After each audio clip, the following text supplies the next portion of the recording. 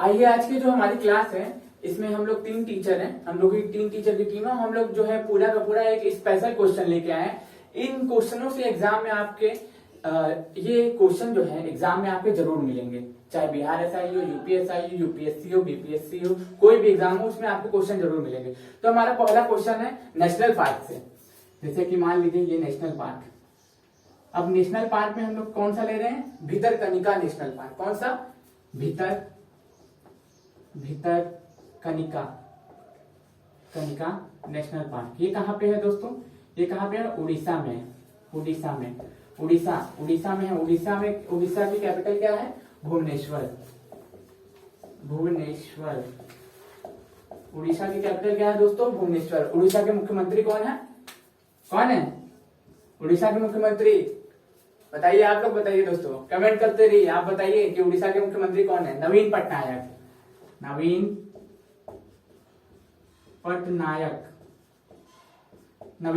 उड़ीसा के मुख्यमंत्री है। इन्हें PETA person of the year भी चुना गया है। क्या चुना गया है? PETA person of the year चुना गया है इनको। PETA person of the year चुना गया है। उड़ीसा में ही क्या है दोस्तों? उड़ीसा में क्या है? विलर द्वीप है। विलर द्वीप इसका विलर द्वीप का नाम बदल के क्या रख दिया गया है? एपीजे अब्दुल कलाम द्वीप।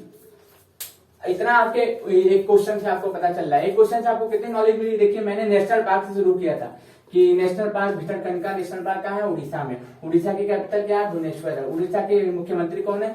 बेसिकली अब गवर्नर से और इनसे क्वेश्चन पूछे जाते हैं। तो उड़ीसा के गवर्नर कौन है? आपसे मेरा ये क्वेश्चन है, आप बताइए कि उड़ीसा के गवर्नर कौन है? बस 5 सेकंड आपको क्या नाम है, 5 सेकंड का टाइम मैंने दिया है। बताइए उड़ीसा के गवर्नर कौन है? जगदीश मुखी। सही बताया इन्होंने कि उड़ीसा के गवर्नर कौन है? जगदीश मुखी, यानी कि जगदीश मुखी।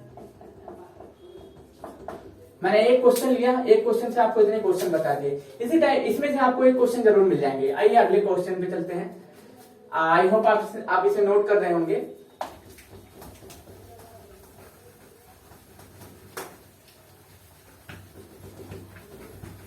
अब देखिए चर्चा में था इस समय, क्या था?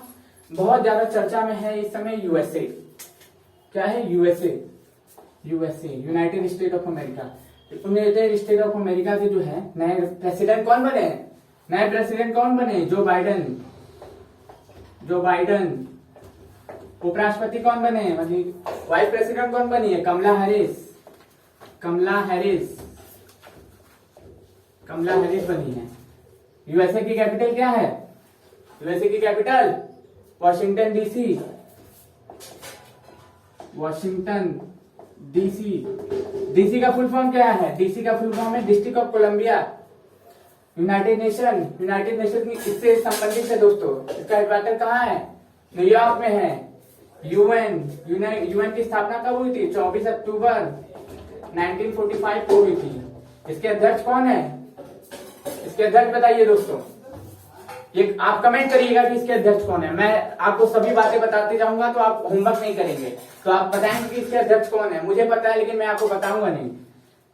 अब हम आते हैं यूएसए से ही एक संबंधित आता है। यूएसए में कैसी नागरिकता है? एकल नागरिकता है कि दोहरी नागरिकता है? तो कैसी नागरिकता है? दोहरी नागरिकता है। यहाँ पे राज्यों की भी नागरिकता लेनी पड़ती है और यहाँ कंट्री की भी नागरिकता लेनी पड़ती है। हमारे भारत में ऐसा नहीं है। हमारे भारत में ऐसा क्या है? हमारे भारत में एकल नागरिकता का प्रावधान है। यूएसए में नहीं है। यूएसए से क्या लिया है हम लोगों ने? मौलिक अधिकार।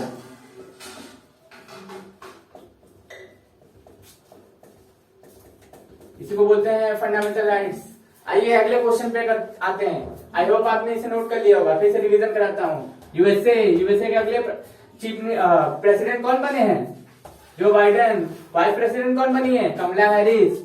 और यहाँ पे कैसी नागरिकता है? दोहरी। और यहाँ से हमने क्या लिया है? मौलिक अधिकार। यूनाइटेड नेशन यूएसए से संबंधित है। इसका हेडक्वार्टर कहाँ है? न्यूयॉर्क में। और इसकी स्थापना कब हुई थी? 24 अक्टूबर 1942 को। इसलिए 24 अक्टूबर को हम लोग क्या मनाते हैं? यूनाइटेड नेशन डे भी मनाते हैं। आइए हम अगले क्वेश्चन पे आते हैं। ये जो सीरीज हम लेके आए हैं इससे आपके 50% क्वेश्चन सॉल्व हो जाएंगे। ये सीरीज हम लोग पूरे एग्जाम तक चलाएंगे और हमेशा चलाते ही रहेंगे, ताकि आपको इससे हेल्प मिले, आपको इससे सहायता मिले। हम आते हैं, अब इससे लोथल पे आते हैं। आपने लोथल का नाम सुना होगा। लोथल क्या है? लोथल ये एक बोदीवाड़ा था। क्या था? बोदीवाड़ा। अब कई लोग कंफ्यूज हो जाएंगे कि बोदीवाड़ा होता क्या है। बोदीवाड़ा होता है बंदरगाह, सिंधु घाटी सभ्यता का, सिंधु घाटी सभ्यता का ये बंदरगाह था। कहाँ पे था? गुजरात में था। गुजरात में कहाँ पे था? बंदरगाह था। और ये लोथल इस समय चर्चा में क्यों है? क्यों चर्चा में है? क्योंकि इसके ऊपर बजट पास हुआ था 2019 में कि इसका विकास करेंगे। धौलावीरा, लोथल, ऐसी 3-4 जगहें थी जिनका विकास करने के ऊपर बजट पास किया गया था। और लोथल हम लोगों का बेसिकली है गुजरात में। खोज किसने की थी? कौन सी नदी के किनारे था? नदी कौन सी थी? भगवा।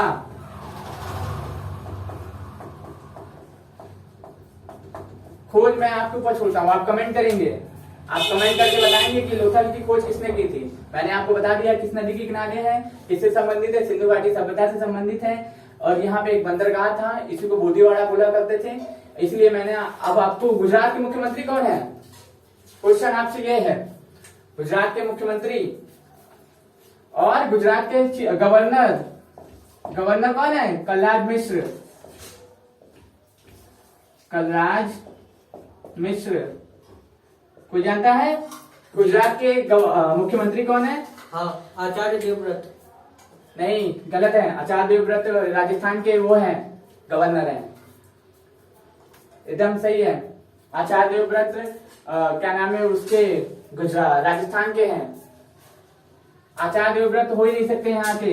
गलत है जवाब आपका। आप सही कमेंट करके हमें बताएंगे।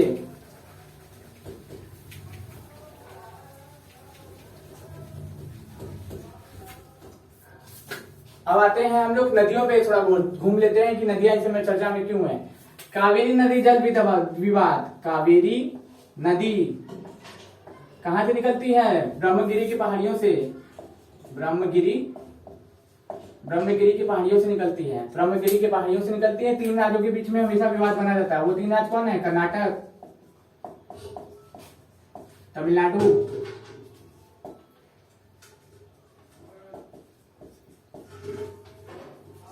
और तीसरा नाम आप हमें कमेंट करके बताएंगे, क्योंकि तीनों काम मैं आपको बता दूंगा, तीनों नाम बता दूंगा तो आप कमेंट नहीं करेंगे। आप कमेंट करके बताएंगे कि तीसरा जो नदी जल विवाद है इन दोनों राज्यों के अलावा तीसरा कौन सा है।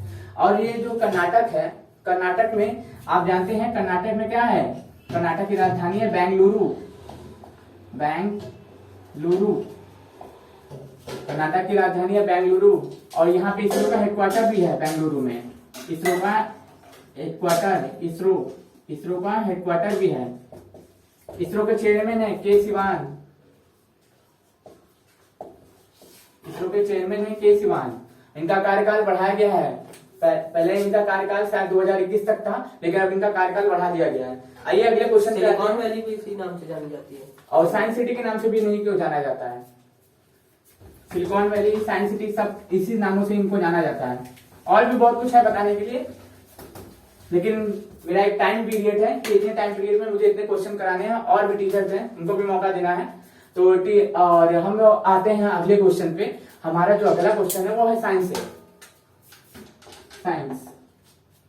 यानी कि विज्ञान से। इसमें हम लोग स्टार्ट करते हैं सबसे पहले कि फोटोसिंथेसिस। इस समय फोटोसिंथेसिस क्या होता है? प्रकाश संश्लेषण।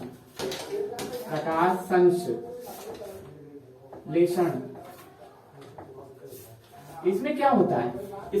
एक पेड़ होता है, पेड़ की एक डाल होती है, डाल में एक पत्ती होती है। इस दाल की पत्ती में छोटे छोटे रंध्र होते हैं, उसमें सूर्य की उष्मा आती है। इनको पानी मिलता है किस नली के द्वारा? कैपिटल ए एक्शन के द्वारा। इसी में वो क्या करते हैं? वो फोटोसिंथेसिस यानी कि प्रकाश संश्लेषण करते हैं और भोजन बनाते हैं। जैसे कि हम लोग को खाना बनाना होता है तो पहले हम लोग क्या करते हैं? सबसे पहले मैगी खरीदते हैं। अगर मैगी बनाना है तो मैगी खरीदेंगे, चावल बनाना है तो चावल खरीदेंगे। उसी तरह पेड़ पौधे क्या करते हैं? कार्बन डाइऑक्साइड लेते हैं और सन की उष्मा प्राप्त करते हैं, जाओ केश नली के द्वारा पानी एकत्र करते हैं और प्रकाश संश्लेषण के द्वारा पत्तियों में खाना बनाते हैं। पत्तियों में कौन सा तत्व पाया जाता है? पत्तियों में क्लोरोफिल पाया जाता है। क्लोरोफिल के कारण पत्तियां हरी दिखाई देती हैं। क्लोरोफिल पाया जाता है और क्लोरोफिल में भी कौन सा तत्व पाया जाता है? मैग्नीशियम। इतनी बातें आप याद रखिएगा कि पेड़ पौधे खाना कहाँ बनाते हैं? पत्तियों में बनाते हैं। पत्तियों में भी कहाँ बनाते हैं? पर्णहरित में बनाते हैं। पर्णहरित में कौन सा तत्व पाया जाता है? मैग्नीशियम। इतनी बातें आप याद रखिएगा। अब मैं आगे चलता हूं। और पेड़ पौधे जो पानी ऊपर ले जाते हैं, जड़ों से ऊपर लाने का काम जो करता है वो केशिकत्व द्वारा होता है, कैपिलरी एक्शन द्वारा होता है। अगर पूछे पेड़ पौधों की पत्तियों तक खाना पहुंचाने का काम कौन करता है, तो जाइलम करता है। और पेड़ पौधों की पत्तियों तक जाइलम का काम पेड़ पौधों को पत्तियों तक पानी पहुंचाने का होता है। फ्लोएम का काम पेड़ पौधों को खाना पहुंचाना होता है। जैसे मान लीजिए कि एक पेड़ है, इसमें जाइलम क्या करेगा? ऊपर पानी खींचेगा, पेड़ पौधों के अनेक हिस्सों तक पानी पहुंचाने का काम जाइलम करेगा। फ्लोएम क्या काम करेगा? जो खाना बन जाएगा उसको पेड़ पौधों के अलग अलग हिस्सों तक फ्लोएम क्या खाना पहुंचाने का काम करेगा। अगला जो हमारा क्वेश्चन है वो है आपका क्वालिटी से। पहले लोकपाल 2019 में ही बने हैं हम लोग के। पहले लोकपाल कौन बने हैं? डॉक्टर पिनाकी चंद्र घोष। डॉक्टर पिनाकी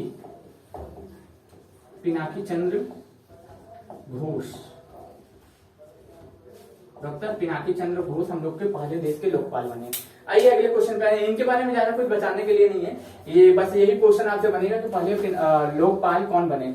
केंद्र के लिए लोकपाल होते हैं और राज्यों के लिए लोकायुक्त होते हैं। तो सबसे पहले लोकपाल कौन बने हैं? डॉक्टर पिनाकी चंद्र घोष हैं, जिसके लिए अन्ना हजारे वगैरह, केजरीवाल वगैरह ये सब हड़ताल वगैरह किए होते हैं, उसके लिए। आप लोगों ने कमेंट नहीं किया कि गुजरात के मुख्यमंत्री कौन है, तो गुजरात के मुख्यमंत्री मैं आपको बता ही देता हूं, विजय रूपाणी है। विजय रूपाणी क्या है? गवर्नर आचार्य देवव्रत। हाँ, गवर्नर है आचार्य देवव्रत। गवर्नर आचार्य देवव्रत है। आप एक बार चेक कर लीजिएगा, लेकिन विजय रूपाणी वहां के मुख्यमंत्री हैं। विजय रूपाणी कहाँ के मुख्यमंत्री हैं? गुजरात के। अगर आप बीच में कमेंट करते रहेंगे तो मुझे भी हौसला मिलता रहेगा कि आप लोग बता रहे क्वेश्चन, तो मैं आपके लिए सीरीज लेके आऊं। ये उसी पे निर्भर करेगा। अगर आप लोगों ने अच्छा परफॉर्म किया, इस वीडियो को अच्छा परफॉर्म किया, तो मैं इस सीरीज को चलाऊंगा।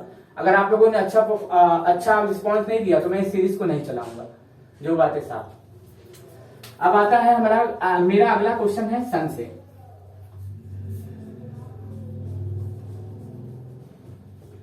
भारत 2023 में एक मिशन लॉन्च करने वाला है। उस मिशन का नाम है Aditya L1। Aditya L1 direct आपसे ऑप्शन दे देगा, पूछेगा आदित्य L1 का संबंध किससे है। 4 ऑप्शन दे देगा, सन की रिसर्च से, मंगल की रिसर्च से, मून की रिसर्च से। तो फिर आप क्या बताएंगे कि आदित्य L1 का संबंध किससे है? सन की रिसर्च से। एक सन है, यहाँ पे अर्थ है। इन सन और अर्थ की जहां पे गुरुत्वाकर्षण बल सबसे ज्यादा होता है, उसी के बीच में इस सैटेलाइट को भेजेंगे। वहीं जाके हमारा सैटेलाइट क्या करेगा? सन की परिक्रमा करेगा और सन के ऊपर आने वाले जो चुंबकीय तूफान होते हैं, जिसे सौर कलंक कहते हैं। क्वेश्चन ये भी बनता है कि सन पे आने वाले चुंबकीय तूफान का नाम क्या है? उसे सौर कलंक कहते हैं। इससे क्या प्रभावित होता है? इससे प्रभावित होता है अलीनो। आप जानते हो कि ये है पेरू की जलधारा है। यहाँ पे जो उत्पन्न होने वाली जो ठंडी जलधारा होती है, यहाँ पर उत्पन्न वाली जो ठंडी जलधारा होती है, उसे क्या कहते हैं? अलीनो कहते हैं। इसी की रिसर्च करेगा। हम लोगों को काफी कुछ राज पता चलेगा आदित्य L1 से। 2023 में भारत लॉन्च करने वाला है। और आइए देखते हैं कि आगे क्या परिणाम होता है। एक चर्चा में एक और था तियानवेन फर्स्ट। कई लोगों को नाम ही नहीं पता होगा। तियानवेन फर्स्ट, पहला लिख लेते हैं फर्स्ट। तियानवेन फर्स्ट का संबंध किससे है? ये तियानवेन फर्स्ट है क्या? जो क्या है? चाइना का मिशन मंगल है। चीन का मिशन है, जो उसने अपना मिशन लॉन्च किया था। चीन ने अपना रोवर क्या नाम है, क्या नाम है, रोवर भेजा है, सैटेलाइट भेजा है और लैंडर भेजा है। उस मिशन का नाम है, चीन के मंगल मिशन का नाम, डायरेक्ट क्वेश्चन का आंसर आएगा, चीन के मंगल मिशन का नाम क्या है बताइए। तियानवेन फर्स्ट है, होप है, आदित्य L1 है, या फिर एक्सेप्टर है, या इनमें से कोई नहीं है। तो आप क्या बताएंगे, तो आप इसके बारे में क्या बताएंगे, आप बताएंगे कि इसका जो मिशन है उसका नाम क्या है, तियानवेन फर्स्ट है। ये किसका मिशन है, चाइना का मिशन है। किसने लॉन्च किया है, चाइना ने किया है। चाइना की राजधानी क्या है, चाइना की राजधानी क्या है, बीजिंग। चाइना की राजधानी क्या है, बीजिंग। इसके प्रेसिडेंट कौन है, जी जिनपिंग है। क्या है, जी जिनपिंग, नाम याद रखिएगा।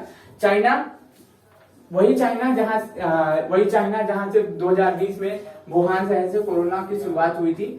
तो एक क्वेश्चन है मेरा आपसे कि भारत में जो वैक्सीन बन के तैयार हुई है वो किसने बनाया है, ICMR ने, भारत बायोटेक ने, या इन दोनों ने मिलकर, ये आप कमेंट करके बताइए। तो आइए आगे बढ़ते हैं, आपका समय ना बर्बाद करते हुए आगे लेके चलता हूं मैं आपको। अब मैं अगला क्वेश्चन आपके सामने लेके आ रहा हूं, वो भी पॉलिटी से ही है, पॉलिटी से है और वो बहुत ज्यादा चर्चा में है इस समय। और हम, मेरे हिसाब से तो क्वेश्चन पूछ भी सकता है, दल बदल ये है कौन से अनुसूची में है भारतीय संविधान के, कौन से अनुसूची में है, 10वीं। भारतीय संविधान में कुल कितनी अनुसूचियां हैं, 12। पहली क्या है, भारत राज्यों का संघ है। दूसरा क्या है, क्या नाम है, भारत में राज्यों का संघ है। दूसरा बताइए आप लोग, वेतन। बताइए। दूसरी वेतन है।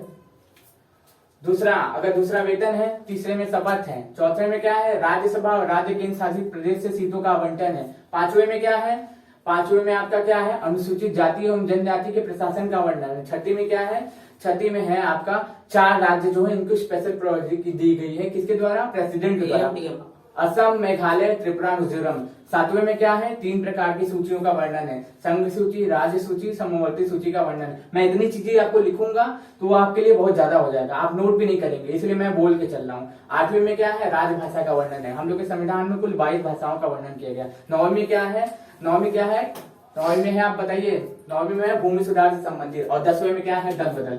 11वीं 12वीं आप कमेंट करके बताएंगे, 11वीं 12वीं आप कमेंट करके बताएंगे। मुझे लगता नहीं है आप लोग का कमेंट करने का कोई इरादा है, तो इसलिए मैं ही बता देता हूँ। ग्राम पंचायत का वर्णन है 11वीं अनुसूची में, 12वें में है नगर निगम का वर्णन है। और ग्राम पंचायत में 19 कार्य क्षेत्र जोड़े गए हैं, और जो है हम लोग के वो है नगर निगम, उसमें 18 कार्य क्षेत्र जोड़े गए। आइए अगले क्वेश्चन पे आते हैं। मैं पानी पी लेता हूँ थोड़ा,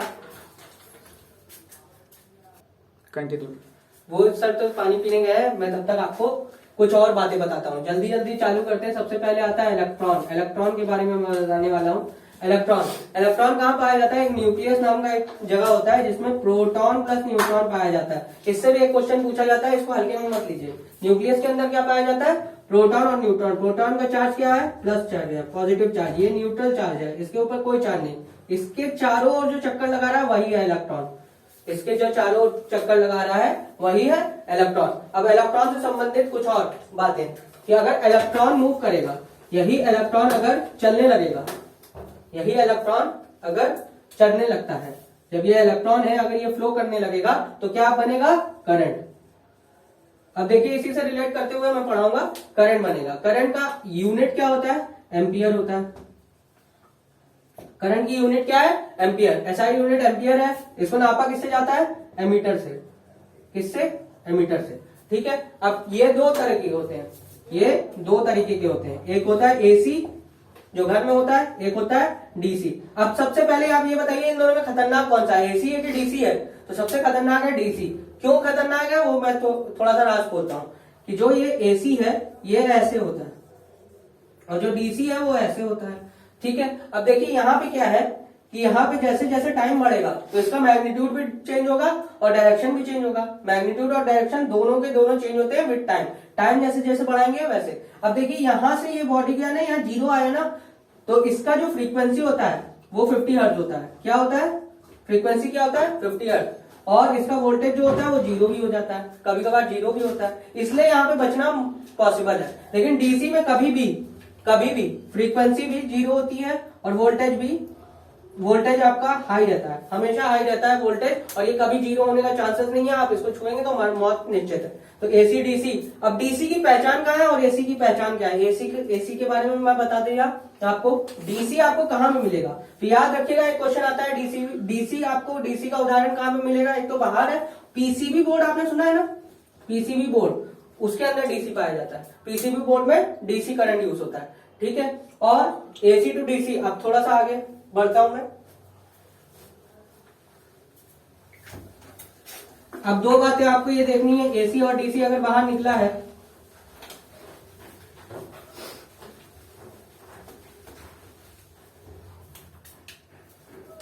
एसी से डीसी जाएंगे आप, एसी टू डीसी कन्वर्जन अगर करेंगे तो इसका एग्जांपल है रेक्टिफायर।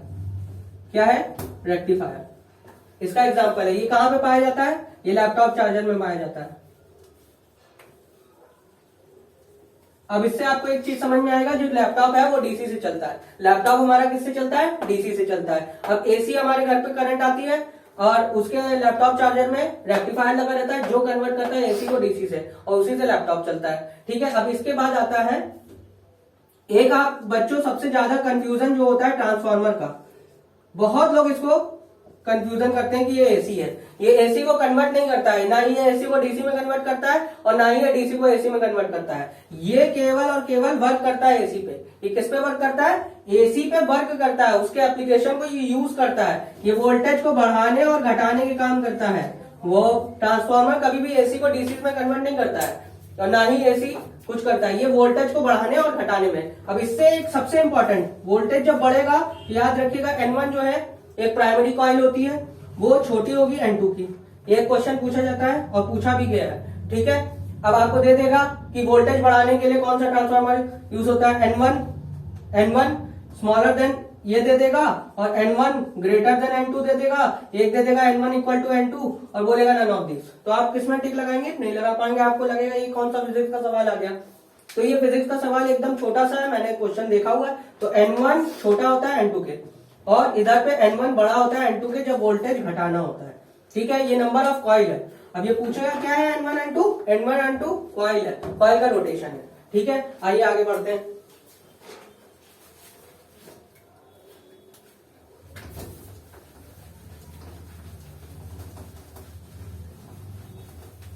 अब आते हैं डीसी से एसी। डीसी से एसी कहां पे जाता है, डीसी टू एसी का एग्जांपल क्या है, इन्वर्टर है।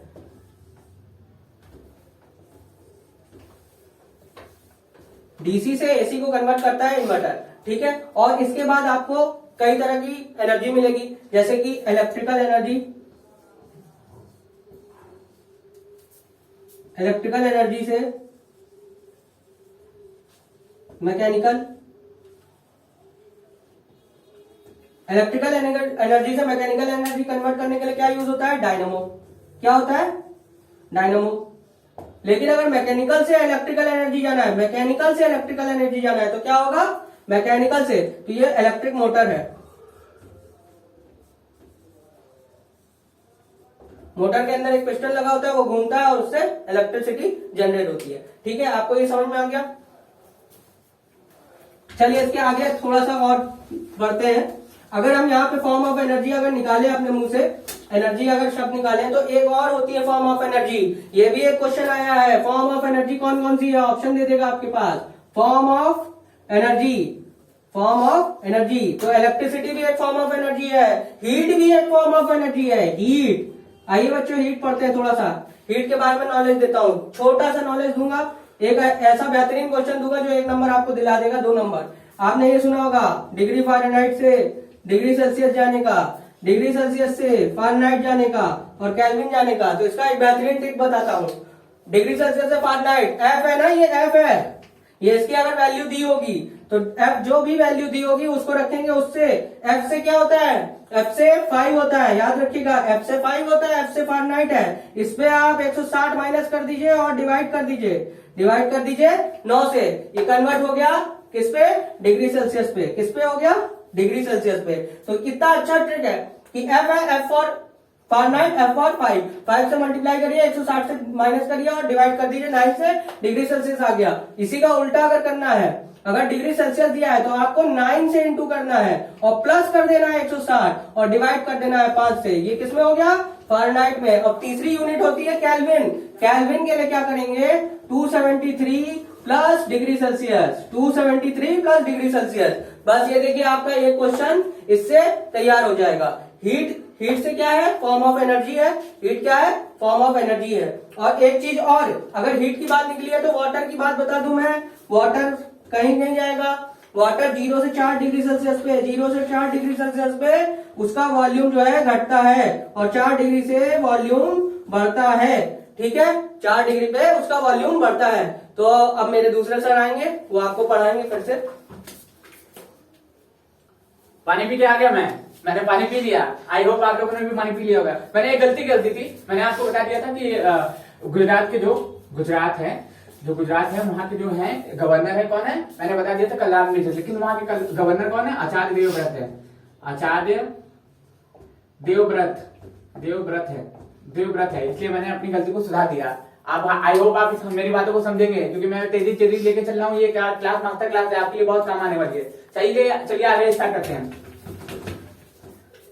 चलिए हम लोग आज बात करने वाले हैं किसके बारे में? आज हम बात करने वाले हैं नेशनल पार्क के बारे में। दोबारा से नेशनल पार्क के बारे में बात करें, झीलों के बारे में भी बात करेंगे, नेशनल पार्क के बारे में भी बात करेंगे, माउंट एवरेस्ट के बारे में बात करेंगे। अब देखिए हम स्टार्ट करते हैं। सबसे पहले नेशनल पार्क, एक और बार नेशनल पार्क चर्चा में है, इससे में बहुत सारे नेशनल पार्क। अब हम नेशनल पार्क भी आया है तो यूपी के बारे में बात करेंगे। यूपी उत्तर प्रदेश में कौन सा नेशनल पार्क है? उत्तर प्रदेश में कौन सा नेशनल पार्क है? Dudhwa national park. Dudhwa national park. UP की कैपिटल क्या है? लखनऊ किस नदी के किनारे है? गोमती नदी। गोमती कहां से निकलती है? पीलीभीत से। गोमतताल। और यूपी के गवर्नर कौन है? आनंदीबेन पटेल।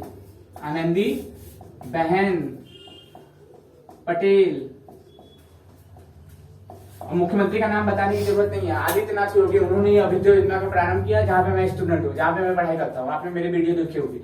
अब देखिए हम बात करते हैं यूपी के बारे में। यूपी के बारे में हमने बात की इतनी चीजें के बारे में, और नेशनल पार्क ये सब जो है, बारहसिंघा जो भी है, सारा से अकाउंट जो हमें बात करनी है कि यूपी के नेशनल वृक्ष कौन है, राष्ट्रीय खेल कौन है, ये सब मैं आपको पढ़ाने वाला नहीं हूँ, क्योंकि इसके लिए यूपी का अलग से एक वीडियो आएगा, उसमें आपको पढ़ाऊंगा। ये जल्दी सीरीज है, इसमें मैं ज्यादा से ज्यादा नॉलेज देना चाहता हूँ। हम लोगों की टीम है जो बहुत ज्यादा नॉलेज आपको देना चाहती है, जो एक वीडियो आपको बहुत काम आने वाला है। अब आते हैं बिहार पे। बिहार सबसे पहले बात, बिहार से आपको कुछ सबसे ज्यादा एक चीज के बारे में सुनना होता है, महाजनपद। मैंने इसके बारे में आपको पिछले वीडियो में भी पढ़ा था। इस वीडियो में मैं बताने वाला नहीं हूँ, बस इतना बताने वाला हूँ कि वहां पे 16 महाजनपद थे।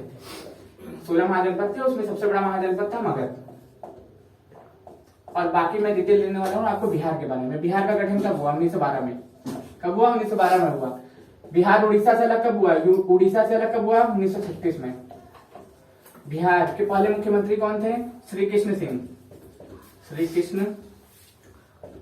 सिंह। बिहार के इस समय वर्तमान में मुख्यमंत्री कौन है? मुख्यमंत्री नीतीश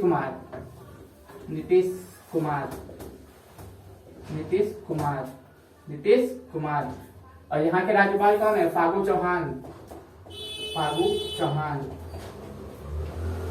यहाँ पे नेशनल पार्क कौन सा है?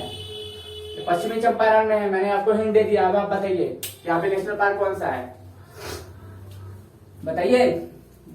वाल्मीकि नेशनल पार्क है। कौन सा है? वाल्मीकि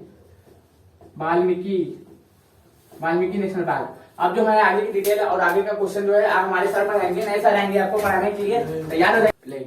गुड इवनिंग, मेरा नाम नितिश त्रिवेदी। हम अपने बाकी के 2 दोस्तों के साथ आ गए तीसरे नंबर पे। अब शुरू करते हैं आगे का वीडियो। आज हम लोग पढ़ेंगे वेदास। भाई यार जीके हमने पढ़ लिया, साइंस पढ़ ली, अब थोड़ा सा अपने इंडियन साइंस पे आ जाए लौट के। वेदास वैसे होते हैं लिटरेचर। कौन कौन से लिटरेचर? यहाँ पे 3 है। एक सेकेंड हम बताते हैं आप लोग को। एक मिनट। वेदास इसमें सबसे पहले आपका हो गया ऋग्वेद, फिर यजुर्वेद, फिर सामवेद और आखिरी में उपनिषद। अब इसमें थोड़ा अंदर पढ़ते हैं, आइए। ऋग्वेद सबसे एग्जामिनेशन पॉइंट ऑफ व्यू से सबसे इंपॉर्टेंट होता है। क्यों होता है? सबसे ज्यादा क्वेश्चन इससे बनते हैं। सबसे ज्यादा क्वेश्चन इससे क्यों बनते हैं? क्योंकि ये ओल्डेस्ट ऋग्वेद है। हम लोग का जो ऋग्वेद है ना, ये ओल्डेस्ट है। किसमें? वेद में। इस तरह कई बार देखा गया है कि हिस्ट्री में कि कई बार ऋग्वेद का ही उल्लेख किया गया है। प्राचीन काल में ऋग्वेद का उल्लेख किए जाने मतलब वहां पे हिंदुत्व के अंश हैं। हिंदुत्व, हम लोग के धर्म का नाम है सनातन धर्म, सॉरी, हम लोग के धर्म का नाम है सनातन धर्म, जिसके अंश पाए जाते हैं। जहां भी ऋग्वेद आया वहां पे भाई अपना धर्म है। और उसके बाद धीरे धीरे विकास हुआ, तो यहाँ पे यजुर्वेद आया, फिर सामवेद आया, फिर उपनिषद आए, जो कि वेदास का हिस्सा है। अब चलिए आइए देखते हैं ऋग्वेद में है क्या ऐसा। ऋग्वेद में कुल मिला के 10 मंडल है। मंडल्स को आप एक तरह से पार्ट भी कह सकते हैं उसके। इसमें 10 पार्ट है, जिसमें से पहला और जो 10वां है वो सबसे लेटेस्ट है। इसके बाद आते हैं, इसमें कुल मिला के 1028 मंत्र है, हाइम्स। और इसमें देखा जाए तो क्या क्या है, इसमें हम लोग देखेंगे जब भी हम कोट वोट का सीन देखते हैं किसी मूवी में या पिक्चर, उसमें सत्यमेव जयते लिखा होता है। तो हम लोग जो सत्यमेव जयते जो वो लिए गए हैं ना, वो भी ऋग्वेद से लिया गया है। सत्यमेव जयते। अच्छा, कोई ये बताएगा कि सत्यमेव जयते जो लिया गया है किस मंडल से है? किसी को पता है? 10वें मंडल से। मंडल। और इसमें क्या क्या बताया जाए भाई ऋग्वेद में आपको? चलिए आगे बढ़ते हैं। ऋग्वेद में और भी जो पॉइंट्स आएंगे हम आपको बताते रहेंगे। यजुर्वेद पे आ जाए भाई। यजुर्वेद है क्या? YAJURVED, यजुर्वेद। यजुर्वेद में हम लोग को ये पता चलता है, यजुर नाम से कुछ आपको क्लियर हो रहा है क्या? थोड़ा थोड़ा यजुर यजुर यजुर यज्ञ। चलिए यज्ञ करते हैं। तो जब हम लोग यज्ञ करते हैं, जो पूजा पाठ करते हैं, पुराने समय हम लोग देखा होगा वहां सेक्रीफाइसेस भी दी जाती है। तो यजुर्वेद में किस चीज का उल्लेख किया गया होगा? रिचुअल्स, सेक्रीफाइसेस और यज्ञ या फिर यज्ञ। कौन सा यज्ञ? भाई हम लोग जो टीवी में नहीं देखते थे, रामायण में होता था एक यज्ञ, कौन सा वाला? अश्वमेध यज्ञ। अश्वमेध यज्ञ। और भी अन्य प्रकार के यज्ञ होते हैं। तो यजुर्वेद में मोटी मोटी बात है कि रिचुअल्स का उल्लेख किया गया है, सेक्रीफाइसेस का, जो बलि दी जाती थी, नर बलि, पशु बलि, तरह तरह की बलि। कष्ट सहना भी एक तरीके की बलि ही होती थी। कि कोई व्यक्ति है जो अपना जिन्होंने खाना खाना ही, नमक खाना छोड़ दिया जीवन भर, या फिर जो कोई एक ही फल खा के जीवन में बिताते हैं, दिन में एक फल खाते हैं, एक गिलास पानी पीते हैं, तो सब सेक्रीफाइसेस में आता था। व्रत, फास्ट, इन सब का उल्लेख किया गया है यजुर्वेद में। अब हम लोग आएंगे आपकी ये सामवेद। भाई सामवेद से कुछ क्लियर हो रहा है क्या? सामवेद से ये क्लियर है भाई, ये सुनने की बात हो रही है। क्या सुनेंगे? सामवेद में हम लोग क्या सुनेंगे? हम लोग सुनेंगे हाइम्स, जो हम लोग यहाँ पढ़े थे ना, 1028 जो है, 1028 हाइम्स को म्यूजिकली पिरो कर पोइट्री फॉर्म में प्रेजेंट किया गया है। अच्छा, यजुर्वेद में दो चीजें और, एक चीज बात और ध्यान रखिए, यजुर्वेद को 2 हिस्सों में बांटा गया है। कौन सा? एक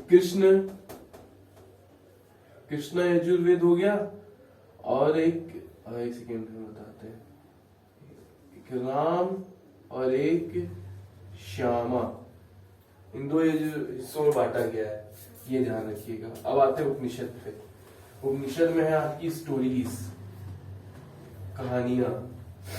कौन सी कहानियां होंगी इसमें? इसमें जो भगवान की जो हम लोग सुनते हैं कहानियां, भगवान की, महाभारत, रामायण, पुराण, ये सब जो आ जाएंगे, जितने भी लिटरेचर है ऋग्वेद के अलावा, जो भी हिंदू धर्म से रिलेटेड लिटरेचर है उसमें ज्यादा से ज्यादा जिसमें भगवान की कहानियां दी गई है वो उपनिषद में आ जाएगी। तो दैट्स ओके। अब हम लोग के एक और दोस्त आने वाले हैं जो पहले भी आ चुके हैं, अब हमें हटाने की बारी आ चुकी है, तो आइए चलिए उनका स्वागत करते हैं। नमस्कार दोस्तों, मैं फिर से आ गया। आज मैं लेके आया हूँ, आप कल एक थोड़ा सा मैंने बताया था हीट के बारे में। हीट के बारे में आपको बताया था, हीट की यूनिट मैं बताना बोलना भूल गया, कैलोरी होती है। हीट की यूनिट कैलोरी होती है, ठीक है, और जूल होती है। जूल, अब जूल क्या होती है? जूल होती है एसआई यूनिट और ये होता है सीजीएस यूनिट। कैलोरी जो होती है सीजीएस यूनिट होती है, ठीक है। तो एक जूल बराबर कितना होता है? एक जूल बराबर 0.24 कैलोरी, 0.24 कैलोरी। और एक कैलोरी में कितने किलो कैलोरी होती है? 4.18 जूल होता है, 18 जूल होता है, ठीक है। ये दो बात हो गई इसके लिए, ठीक है। आइए अब दूसरा टॉपिक चालू करते हैं। दूसरा टॉपिक है मेरा केमिस्ट्री से।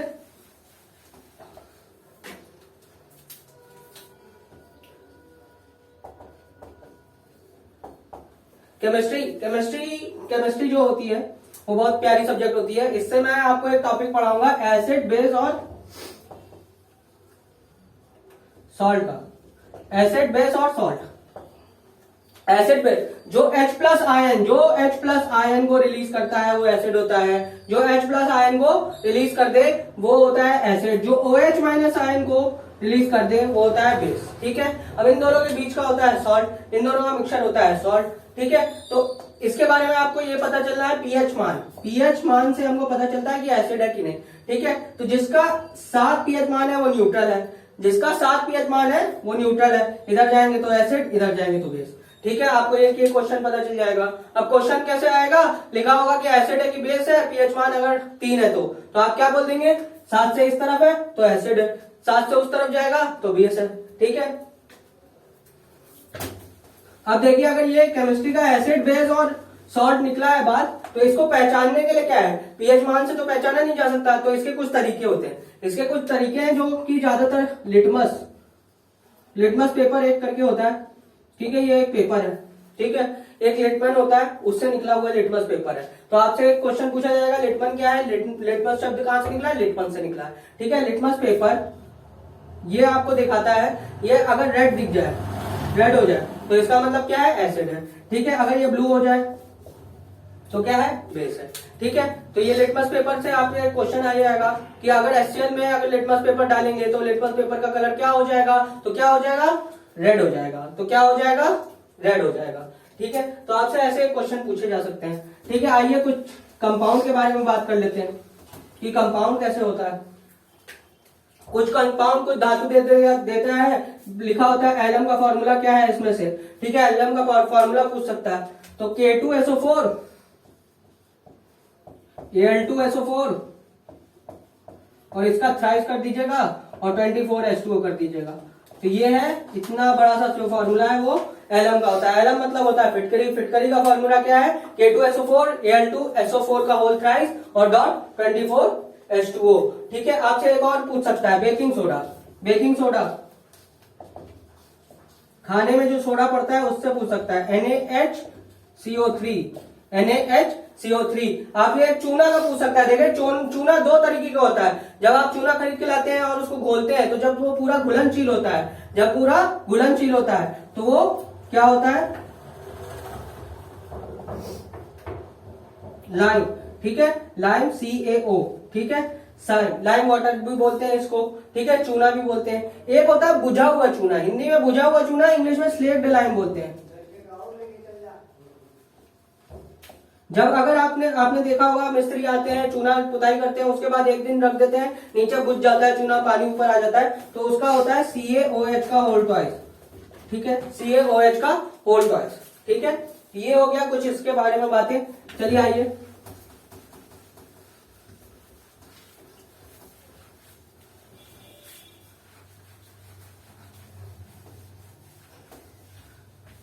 कुछ और एक छोटी सी इंफॉर्मेशन मैं आपको देना चाहता हूँ मैथ से रिलेटेड भी एक छोटा सा एग्जांपल दे देता हूँ।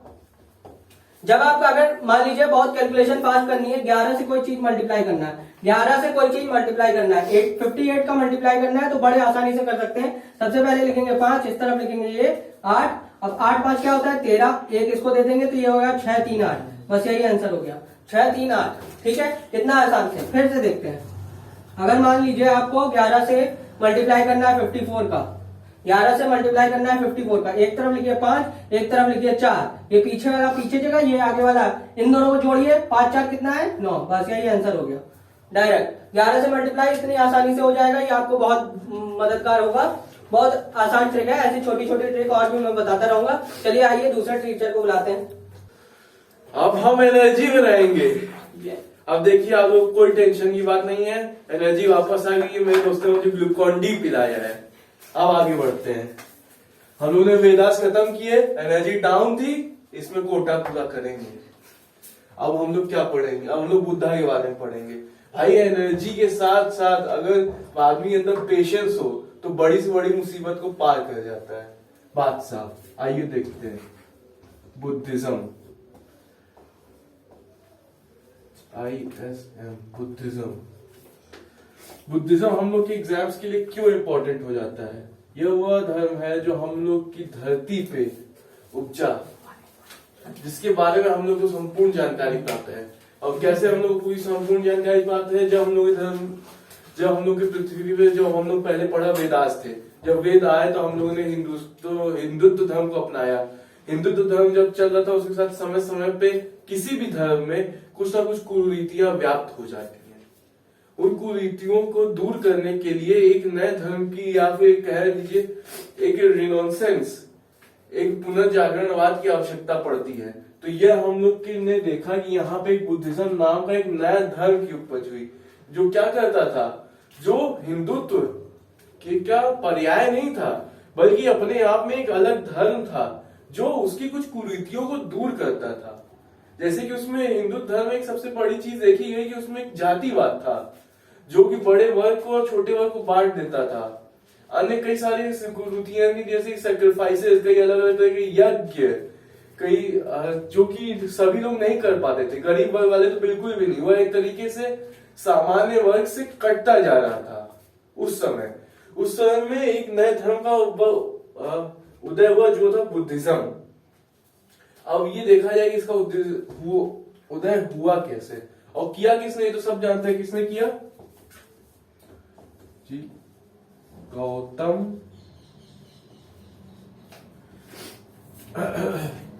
बुद्धा। गौतम बुद्धा, जिनका रियल नाम क्या था? सिद्धार्थ। कहां के राजा थे ये? कपिलवस्तु।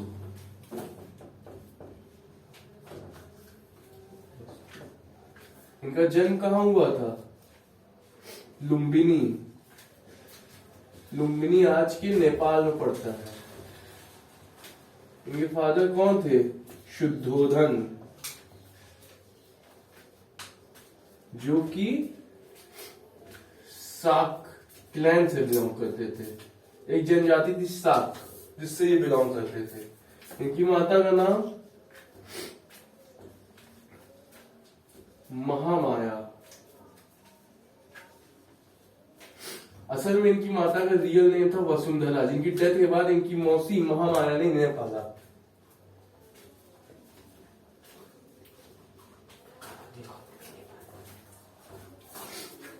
इनकी शादी हुई थी यशोधरा से।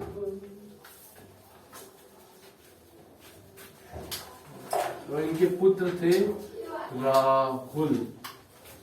अब ये देख लीजिए, बस इतनी सी छोटी सी कहानी। अच्छा हाँ, इनकी डेट्स दे दीजिए आपको। गौतम बुद्धा का जन्म हुआ था 568 में और इनकी डेथ हुई थी 483। ये देख लीजिए, अब क्लियर है। ये वही कहानी, इसमें ज्यादा बताने लायक कुछ है नहीं, क्योंकि अब इससे क्वेश्चंस बनते नहीं है। ये एक बेसिक जानकारी थी। अब हम लोग इससे थोड़ा आगे बढ़ते हैं। अब टॉपिक पकड़ा है तो पूरा खत्म करके रहेंगे। जल्दी जल्दी जल्दी जल्दी। और अब सीधे अपने काम की बात है, सबसे इम्पोर्टेंट है क्या। ये देखिए अभी हम लोग सबसे आखिरी में मैंने आपको क्या बताया, गौतम बुद्धा की डेथ। गौतम बुद्धा की डेथ को हुई 483 को। जब इनकी डेथ हुई तो भैया कहा गया कि अब तो गौतम बुद्ध चले गए, अब क्या किया जाए। तो भैया अब क्या किया जाए, बुद्धिज्म किस हिसाब से चलेगा, इसके लिए उन्होंने काउंसिल्स की, कई सारे समागम किए कि बुद्धिज्म कैसे चलाया जाए। ये आता है एग्जाम में। अब कब कब समागम किए गए, और चार, कुल मिला के 4 समागम किए। काउंसिल कितनी हुई, 4 हुई। अब इनको याद करने की एक छोटी सी ट्रिक है जो मैं आपको बताने वाला हूं। जरा इधर लिखिएगा, यहां पे लिखिए RVPK और यहां पे लिखिए AKAK। आर आपका हो गया ये राजगीर, वी से वैशाली, पी से पाटलिपुत्र, और के से कोई बताएगा क्या, कश्मीर। कुंडलग्राम। कश्मीर का उस समय जगह वही थी, अस्तित्व नहीं था।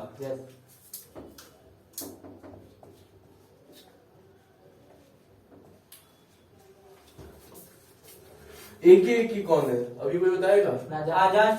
आजाद शत्रु, राजा का क्रम। जात शत्रु, काल अशोक,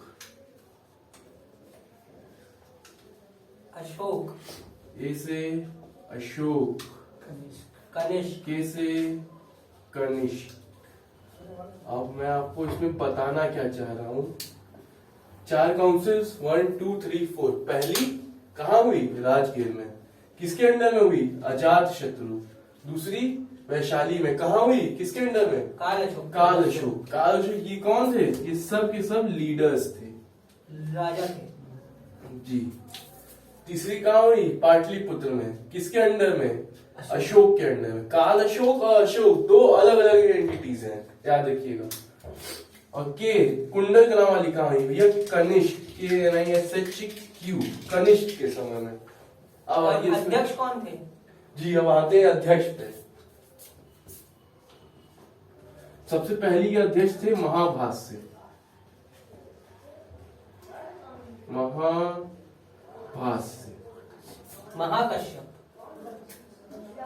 महाभाष्य तो महाकश्यप।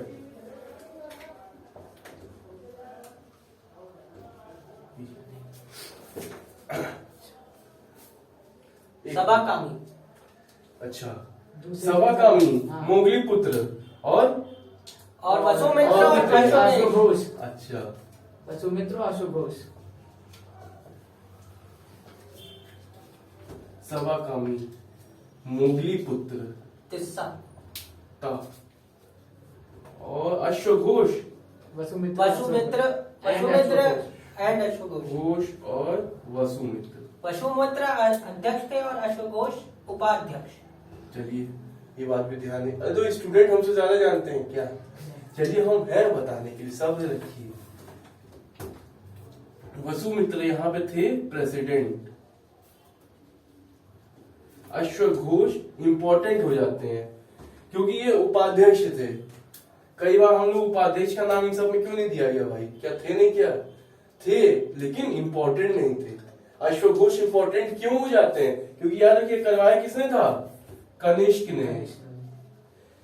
कनिष्क कोर्ट पोएट थे अश्वघोष, जिसको कनिष्क ने कहां से लेके आया था भैया, पाटलिपुत्र पे आक्रमण करके वहां पे लूट के लेके आया था अश्वघोष को। अश्वघोष। अब चलिए याद करिए जाए, RVPK राजगीर कहां पे, R और A को जोड़िए। अच्छा चलिए आप R के साथ A, राजगीर अजात शत्रु।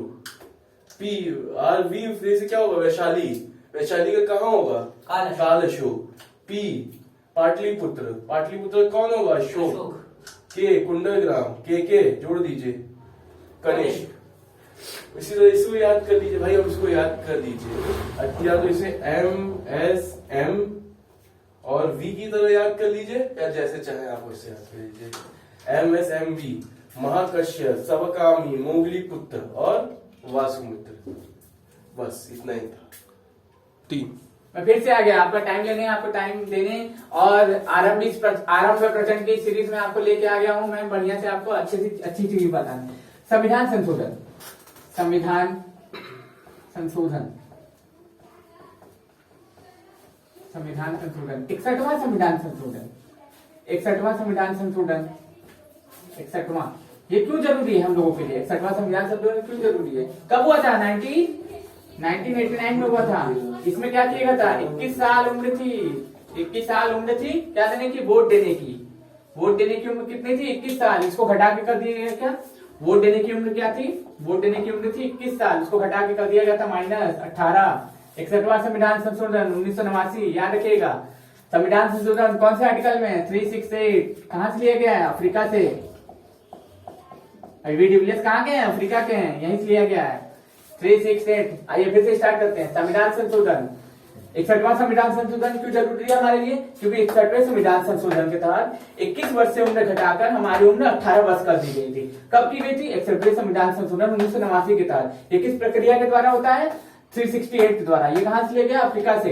इसमें क्या चाहिए होता है? देखिए, लोकसभा और राज्यसभा, लोकसभा और राज्यसभा की समान अनुमति से हो जाता है ये संशोधन। इसके लिए कोई परिवर्तन करने की जरूरत नहीं होती।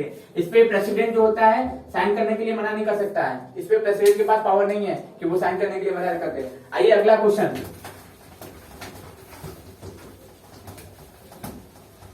अब आते हैं किस पे? इस पे आते हैं हाई कोर्ट पे। हाई कोर्ट की संख्या कितनी है भारत में? 25।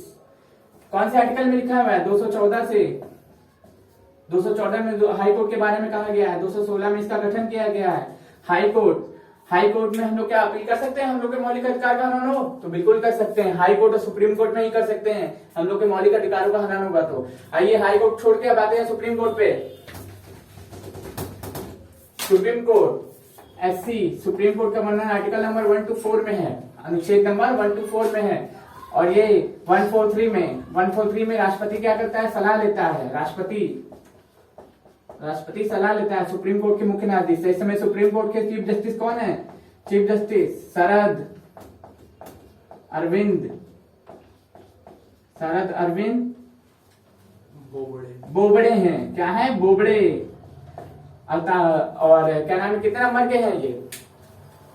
47 नंबर के हैं। 48 का भी चयन हो चुका है। क्वेश्चन ये नहीं पूछेगा कौन है, पूछेगा ये कि कौन से नंबर के हैं। NV रमन करके हैं, वो अगले डिसाइड हो चुके हैं, अगले साल वही बन जाएंगे। चलिए आइए स्टार्ट करते हैं इनके बारे में भी, राष्ट्रपति के बारे में। राष्ट्रपति आर्टिकल नंबर 52 में इनका वर्णन किया है कि भारत के लिए एक राष्ट्रपति होगा। 53 में क्या है? इनकी शक्ति का वर्णन है। 53 में इनकी शक्ति का वर्णन है। 54 में क्या है? 54 में इनके चुनाव का वर्णन है, चुनाव। और 61 में इनके ऊपर महाभियोग चलेगा, महाभियोग का वर्णन है। और 72 में इनके क्षमादान का वर्णन है, क्षमादान का वर्णन है। आर्टिकल नंबर 1 to 3 में अध्यादेश का वर्णन है कि राष्ट्रपति अध्यादेश जारी करेगा। बस इतना स्टॉप करते हैं। सब चीज मैं आपको एक ही में बता दूंगा, आप कंफ्यूज हो जाएंगे। तो जाइए शुरू से स्टार्ट करते हैं। प्रेसिडेंट, राष्ट्रपति का भारत के लिए एक राष्ट्रपति होगा। आर्टिकल नंबर 52 में राष्ट्रपति की शक्ति का वर्णन, 53 में राष्ट्रपति के चुनाव का वर्णन, 54 में है। और राष्ट्रपति के क्षमादान का वर्णन 72 में है। राष्ट्रपति पे महाभियोग चलेगा 61 में है। अध्यादेश राष्ट्रपति जारी करेगा 1 to 3 के तहत। बस आइए इनके बारे में बस इतना ही सोचते हैं। ज्यादा सोचेंगे तो बीमार पड़ जाएंगे, क्योंकि प्रेसिडेंट प्रेसिडेंट वैसे भी बहुत दुखी रहते हैं, अपने मन से कोई कार्य कर नहीं पाते हैं। तब उनको मंत्रिपरिषद की सलाह पे कार्य करना पड़ता है। बाद में कितने सदन है भारत में? भारत का संसद, भारत में संसद कितने, किसको किसको मिला के बनती है? लोकसभा, राज्यसभा प्लस प्रेसिडेंट को मिला के बनती है। लोकसभा का वर्णन आर्टिकल नंबर 81 में है। राज्यसभा का वर्णन आर्टिकल नंबर 80 में है। प्रेसिडेंट का वर्णन 52 में है कि राष्ट्रपति होगा भारत के लिए। बस इतना ही जानते हैं इनके बारे में। आइए अब हमारे अगले सर आएंगे, आपको बताएंगे आगे के बारे में। धन्यवाद। प्ले आइए सब लोग आपको टॉपिक पढ़ा दिए हैं सब कुछ। अभी आपको जो पढ़ा के गए वो थोड़ा पॉलिटी से था, मैं थोड़ा हिस्ट्री भी पढ़ा देता हूँ। आपको ये लग रहा होगा मैं मैथ पढ़ा रहा हूँ, साइंस पढ़ा रहा हूँ, हिस्ट्री नहीं पढ़ा रहा हूँ। तो मुगल क्रम थोड़ा सा देखते हैं। इसका अलग से वीडियो मिल जाएगा आपको, जल्दी जल्दी देखते हैं। सबसे पहले आया बाबर के बाद हुमायूं, हुमायूं के बाद अकबर, अकबर के बाद कोई बताएगा कौन आया? जहांगीर, जहांगीर के बाद शाहजहां, शाहजहां, शाहजहां के बाद औरंगजेब, औरंगजेब, औरंगजेब के बाद जहांदार शाह, जहांदार शाह। लेकिन हम बहादुर शाह जफर द्वितीय आखिरी, उसके बाद बहुत सारे आए, लेकिन आखिरी में जो आया वो बहादुर शाह जफर द्वितीय था, जो कि 1857 के रिवॉल्ट में मेन था। बहादुर शाह जफर द्वितीय, याद रखिएगा ये द्वितीय। इनका मकबरा का क्रम आज पढ़ाऊंगा। सबसे पहले ये इन्होंने आराम कहाँ किया? इन्होंने आरामपुर में किया था। आरामपुर आगरा में इनका मकबरा बना था। अब आप सोचे होंगे ये आरामपुर आगरा में इनका मकबरा तो बना था, लेकिन इसको शिफ्ट कहाँ कर दिया? काबुल में। कहाँ पे? काबुल में। अभी प्रेजेंट में कहाँ है? काबुल में। इनका मकबरा कहाँ है? काबुल में। पहले कहाँ था? आरामपुर आगरा में था। हुमायूं का मकबरा कोई बता सकता है कहाँ है? हुमायूं का मकबरा है दिल्ली में। कहाँ है? दिल्ली में। और अकबर का मकबरा कहाँ है? किसी को पता है? सिकंदराबाद आगरा में। सिकंदर था अकबर बादशाह जैसा था, तो सिकंदराबाद, इसको याद करने के लिए सिकंदराबाद कहाँ है? ये आगरा में। इसके बाद जहांगीर का तो सभी को पता है, कहाँ है? लाहौर में। तो अब यहाँ से आपको पता चलेगा केवल दो लोगों का है। काबुल में इनका है जो कि इंडिया से बाहर है, और ये लाहौर में जो कि पाकिस्तान में, इनका भी बाहर है। शाहजहां का तो सभी को पता है, ताज आगरा। औरंगजेब का औरंगजेब से औरंगाबाद। बहादुर शाह जफर का रंगून में। कहाँ पे है? रंगून में। रंगून कहाँ है? बर्मा में। ठीक है, ये इनके मकबरे का क्रम है और आने जाने का क्रम है।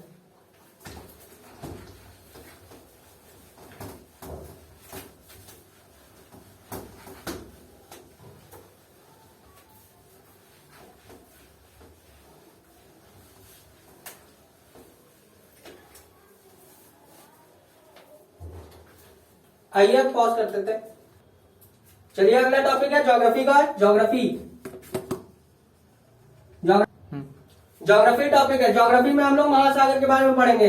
महासागर याद करने का 5 महासागर है, जिसको याद करने का ट्रिक है पैसा सबके पास होता है। पैसा सबको होता है, जेब में मुद्रा होती है, पैसा बोलते हैं। पैसा याद रखिएगा, रुपया मत याद करिएगा। ये होता है Pacific ocean, Arctic ocean, Indian ocean, southern ocean और आर्टिक ओशियन। अब यहाँ पे ये अंटार्कटिक ओशियन है, ये आर्टिक ओशियन है। अंटार्कटिक पहले आएगा, फिर आर्टिक आएगा। सबसे बड़ा वाला पहले आएगा लिखने में, अंटार्कटिक सबसे पहले आएगा। ये है पैसिफिक, ये है अंटार्कटिक, ये है इंडियन, ये है सदर्न और ये है आर्टिक ओशियन। ठीक है, आशा करते हैं आपको ये वीडियो बहुत अच्छा लगा होगा। और हमारे तीनों टीचर अब आ जाइए, अपना अपना इंट्रोडक्शन दे दीजिए, क्योंकि हम लोग ने बहुत तेजी से पढ़ाया है। देखिए, ये आरंभ में प्रचंड की जो सीरीज है, ये आपके लिए बहुत ज्यादा लाभदायक होने वाली है। और मैं आशा करता हूँ कि आप हमारे चैनल को लाइक करेंगे, सब्सक्राइब करेंगे और हमारे चैनल को शेयर करेंगे। हाँ, जैसा कि हमारे दोस्त हमारे टीचर ने कहा कि बेल आइकन प्रेस करना ना भूलें। तो धन्यवाद, और आशा करता हूँ कि ये सीरीज आपके ऊपर निर्भर है। आप जितना इसको पसंद करेंगे, उतनी ज्यादा इसकी वीडियोस आएंगी। धन्यवाद। चलिए।